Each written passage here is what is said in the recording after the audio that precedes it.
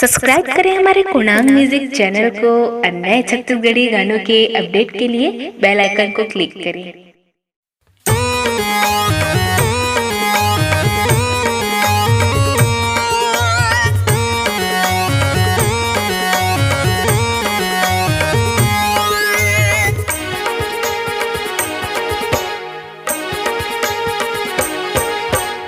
आवत हवे वो रामनवमी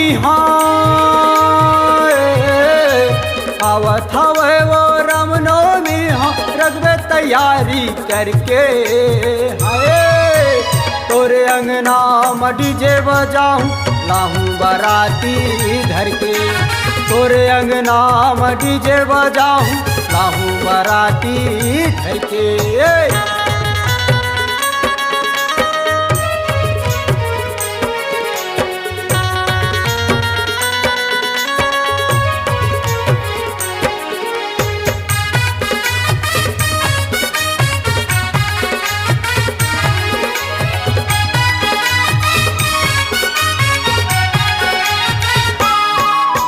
सुनील कोठारी मनमोहना डीजे गली गली में बजत है नागिन धुन में नाचत है लइका आवाज थोकिन बढ़ा दे नागिन धुन में नाचत है लइका वॉल्यूम थोड़ा बढ़ा दे।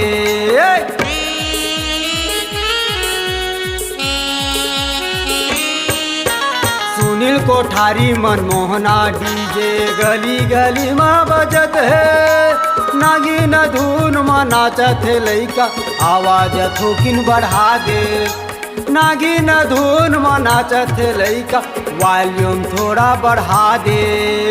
आर्या डीजे माँ भावर की दरबो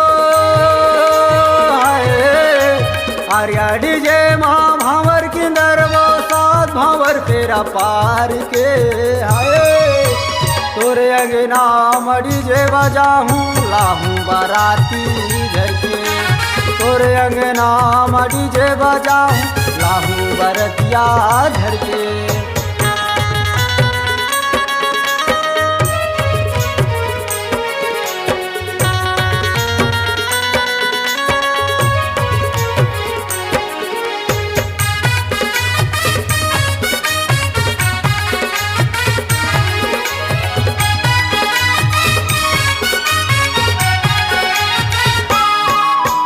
चाई साते के तेल चुल माटी नौमी के भावर पराहूँ दसवीं के तोला विदा करा के अपन सुवारी बनाहूँ दसवीं के तोला विदा करा के अपन सुवारी बनाहूँ।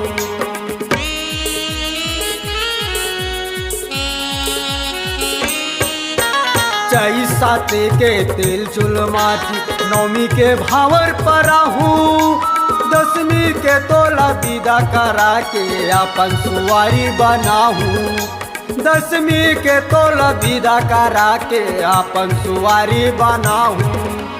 12 महीना में छठी मनाबो 12 महीना में छठी मनाबो समधी भेंट बला के हाय तोरे अंगना में डीजे बजाऊं लाहूं बाराती धर के तोरे अंगना में डीजे बजाऊं लाहूं बाराती धर के। आवत हवे वो रामनवमी आवत हवे वो रामनवमी रखबे तैयारी करके हाय तोरे अंगना में डीजे बजाऊं लाहूं बाराती धर के तोरे अंगना में डीजे बजाऊं लाहूं बाराती धर के तोरे अंगना में डीजे बजाऊं लाहूं बारातिया धर के।